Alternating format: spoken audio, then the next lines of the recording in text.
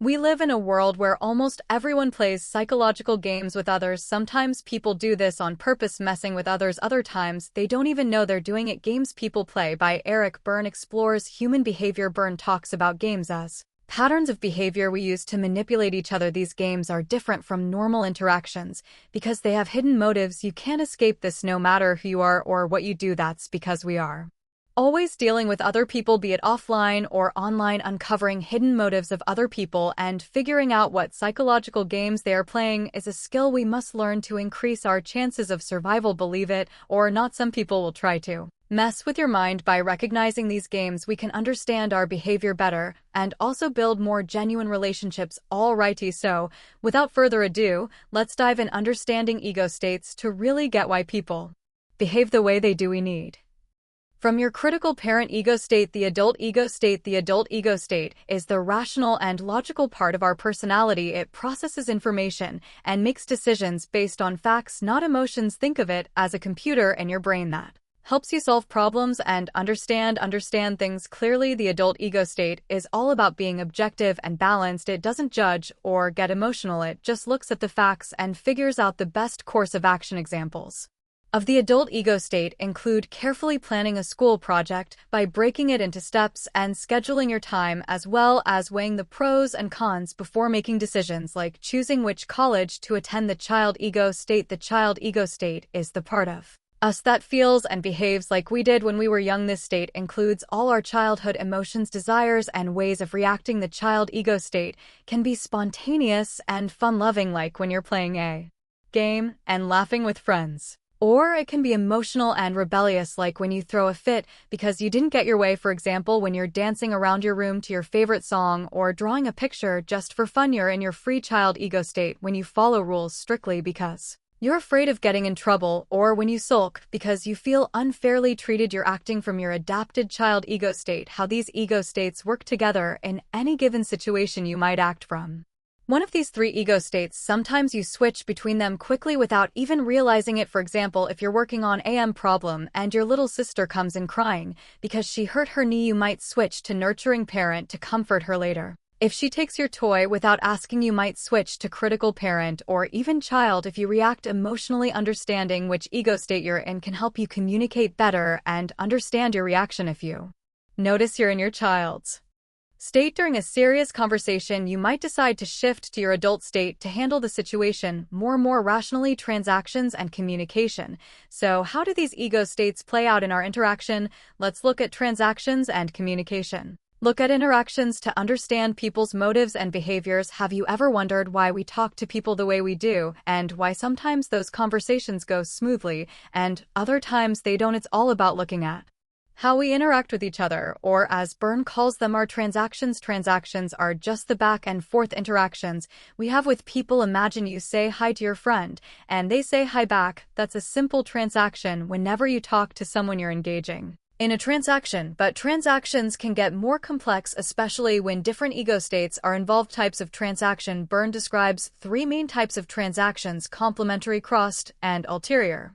Complementary transactions are smooth and expected. They happen when the response matches the stimulus in a way that both people understand and accept. For example, if you're in your adult state and say, "Can you help me with this report?" and your colleague replies from their adult state, "Sure, I'd be happy to help." That's a complementary transaction. Both of you are on the same page and the conversation flows naturally. Cross transactions occur when the response doesn't match the stimulus, leading to misunderstandings or conflicts. Imagine you're still in your adult state and ask, "Can you help me with this report?" but your colleague responds from their child state, "Why do you always ask me for help?" Here the communication gets crossed because your logical, straightforward request met an emotional, reactive response. This mismatch can cause tension and disrupt the conversation. Ulterior transactions involve hidden messages and multiple layers of communication. These transactions have an overt message, what is actually said, and a covert message, the hidden meaning. For instance, if you say, "I'm so bad at this," hoping your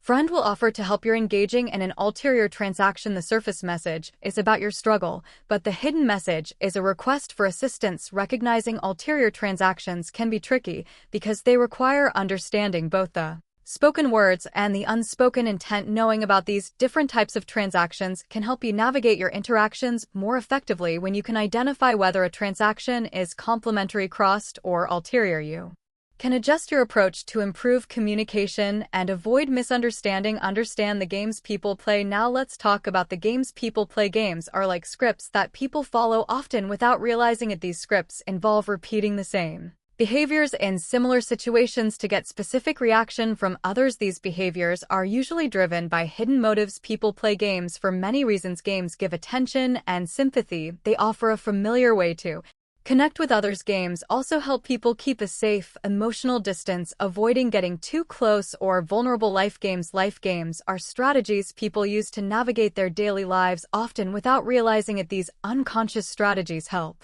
individuals cope with their emotions, desires, and social situations. Each game serves a psychological purpose and has its own unique dynamics. One common life game is the Kick Me game. In this game, the individual sets themselves up to be criticized or rejected. They might behave in ways that provoke negative responses from others, reinforcing their belief that they are always the victim. For instance, someone might say, "I always seem to mess things up," prompting others to respond, "Why do you always make things difficult for yourself?" This game allows the player to avoid responsibility for their own actions by blaming others for their misfortunes, receiving validation for their self-image as a failure or victim. Another life game is See What You Made Me Do, where the player blames others for their own mistakes or failures. By shifting the responsibility to someone else, they avoid taking accountability for their actions. For example, a player might say, "If you hadn't distracted me, I wouldn't have messed up," causing others to feel guilty and responsible for the player's problems. This game often involves guilt tripping and manipulation, perpetuating a cycle of blame and defensiveness. The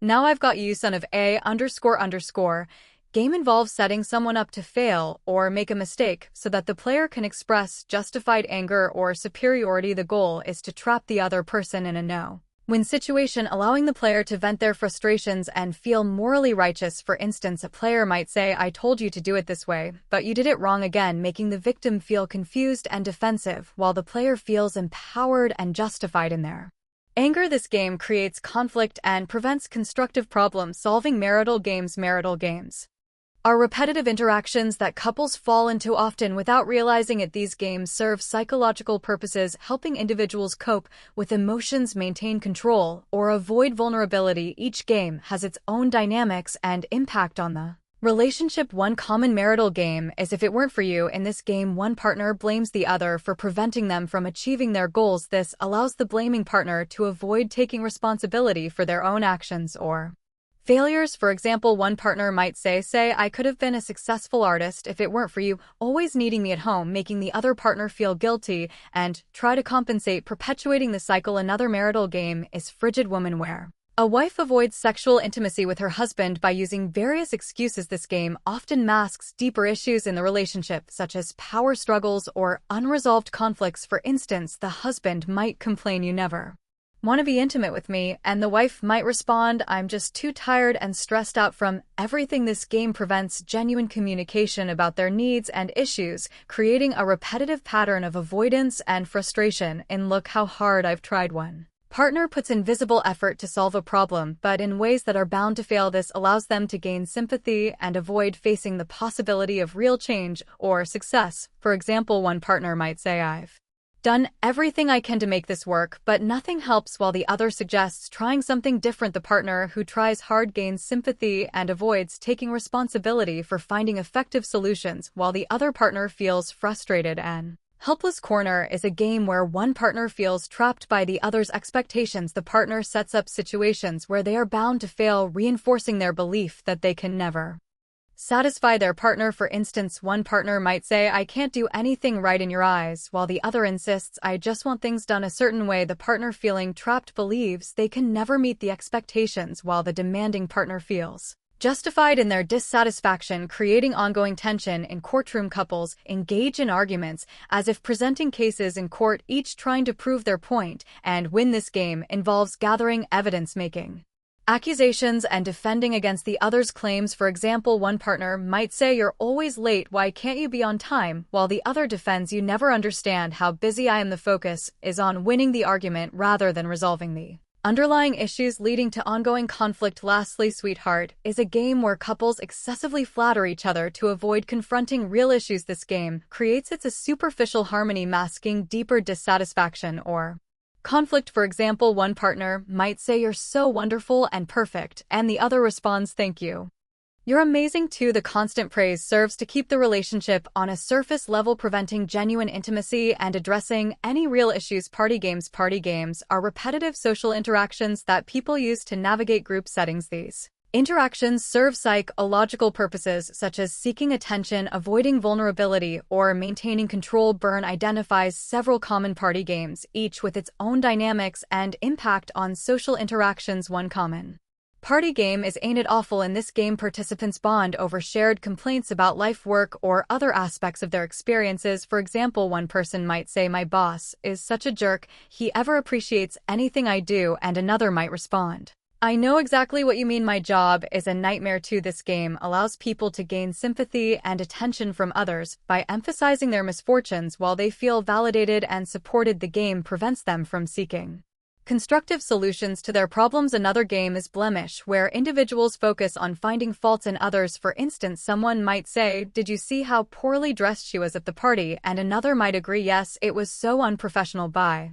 pointing out others' imperfections, participants feel superior and justify their own actions. This game reinforces self-esteem, but creates a negative atmosphere and hinders genuine connection. Schlam involves clumsy or inappropriate behavior that leads to others cleaning up the mess or offering forgiveness. An example would be someone spilling their drink and saying, oops, I spilled my drink all over the table, and another person responding, don't worry, I'll help you clean it up. The schlam gains attention and care from others through their mishaps, receiving sympathy and assistance. However, this can lead to resentment over time as others feel obligated to help. And why don't you? Yes, but one person asks for advice or solutions, but rejects every suggestion, maintaining their position as a helpless victim. For example, someone might say, I don't know how to deal with my difficult coworker, and when another suggests, have you tried talking to them directly? They respond, yes, but that never works. This game allows the person seeking advice to gain attention and sympathy without making any real effort to change their situation. The advice giver becomes frustrated, feeling that their suggestions are never good enough. Underworld games. Underworld games are repetitive social interactions that revolve around criminal or antisocial behavior. These interactions serve psychological purposes, such as seeking excitement, avoiding responsibility, or gaining control. Berne identifies several common underworld games, each with its own dynamics and impact on the individuals involved. One such game is Cops and Robbers, where individuals assume the roles of law enforcement and criminals. This game involves a predictable cycle of crime and punishment, with each side reinforcing the other's behavior. For instance, a criminal might engage in illegal activities like theft or vandalism while a cop pursues and apprehends them. The cycle continues as the criminal gets caught, faces punishment, and eventually returns to criminal behavior, while the cop keeps chasing them. The thrill of the chase and the clear roles of good and bad provide psychological satisfaction for both parties, even though it perpetuates a cycle of crime and punishment. Another example is How Do You Get Out of Here, which involves individuals who constantly find themselves in difficult or risky situations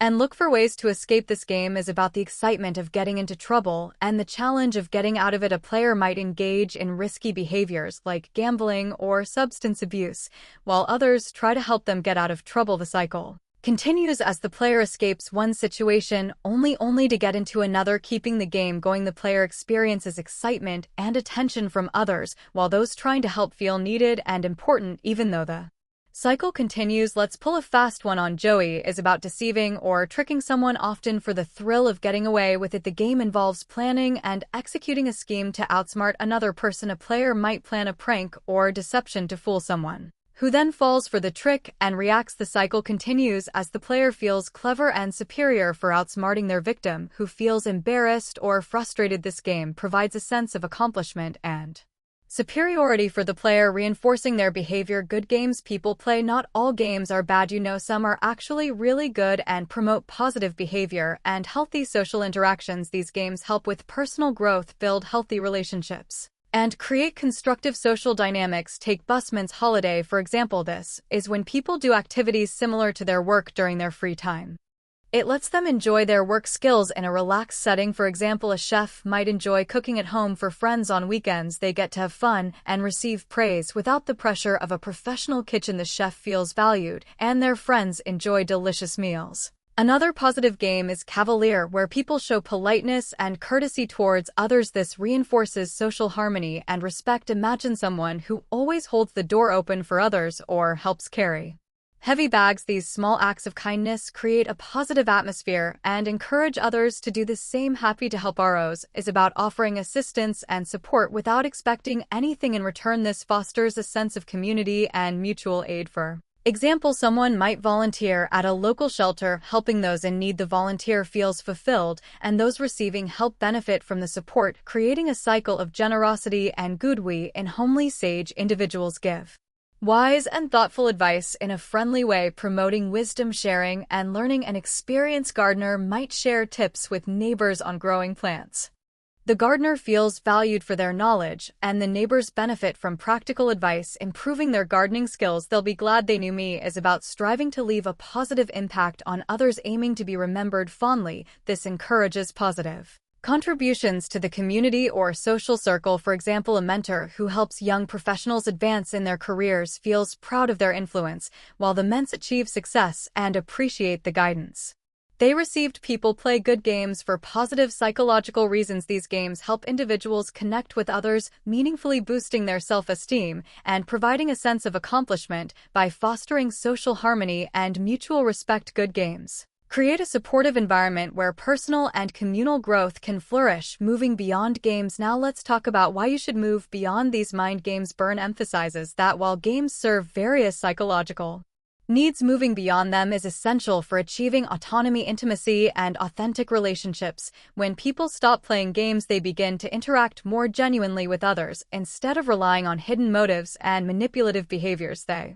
communicate openly and honestly. This shift allows for the development of deeper connections and more fulfilling relationships. Berne suggests that authentic interactions are characterized by awareness, spontaneity, and intimacy. Awareness is the first step towards moving beyond gain. It involves recognizing and understanding one's own behavior and the patterns that constitute games. By becoming aware of the games they play, individuals can begin to make conscious choices about their interaction. This awareness also extends to understanding others' behaviors and the dynamics of social interaction. Spontaneity is another crucial aspect of genuine interactions. When people stop playing games, they can respond to situations and interactions more freely and creatively. Spontaneity involves expressing genuine emotions and reactions without the constraints of pre-established patterns. This openness fosters a sense of authenticity and helps individuals build trust with others. Intimacy is the ultimate goal of moving beyond games. Intimate relationships are based on mutual respect, understanding, and genuine connection. Unlike the superficial interactions characteristic of games, intimacy involves sharing one's true self with others. This level of connection requires vulnerability and the willingness to engage in honest and open communication. Berne explains that achieving autonomy is essential for moving beyond games and developing intimate relationship. Autonomy involves taking responsibility for one's actions and behaviors, making independent decisions, and understanding one's own needs and desires. Autonomous individuals can engage in genuine interactions without relying on games to fulfill their psychological needs. The process of moving beyond games and achieving autonomy involves several steps. First, individuals must become aware of the games they play and the underlying psychological needs these games fulfill. This awareness allows them to recognize when they are falling into old patterns and make conscious choices to change their behavior. Next, individuals must practice honest and open communication. This involves expressing their true feelings and desires without resorting to manipulation or hidden motives. By communicating openly, they can build trust and understanding in their relationships. Another important step is to develop spontaneity and creativity in interactions. This involves being open to new experiences and willing to express genuine emotions and reactions. Spontaneity helps individuals break free from the constraint of games and engage in more authentic interactions. Finally, individuals must work towards building intimate relationships. This involves being vulnerable and willing to share one's true self with others. Intimacy requires mutual respect and understanding as well as a commitment to honest and open communication. Berne also highlights the importance of personal growth and self-awareness in the process of moving beyond games. He suggests that individuals should engage in self-reflection and seek opportunities for personal development. This can involve therapy, self-help resources, or simply taking the time to understand one's own needs and desires. In conclusion, by becoming aware of the games they play, practicing honest and open communication, developing spontaneity, and building intimate connection, individuals can foster more genuine and fulfilling interactions. This process requires personal growth and self-awareness, but it ultimately leads to a more positive and balanced life. If you found these insights helpful, make sure to like, comment, and subscribe for more book summaries that can transform your life. Don't forget to hit the bell icon so you never miss an update. Join my email newsletter for exclusive content and updates. The link is in the description if you're interested in diving deeper by the book through the link provided below. Share this video with anyone who could benefit from these powerful ideas. Until next time, keep learning and growing.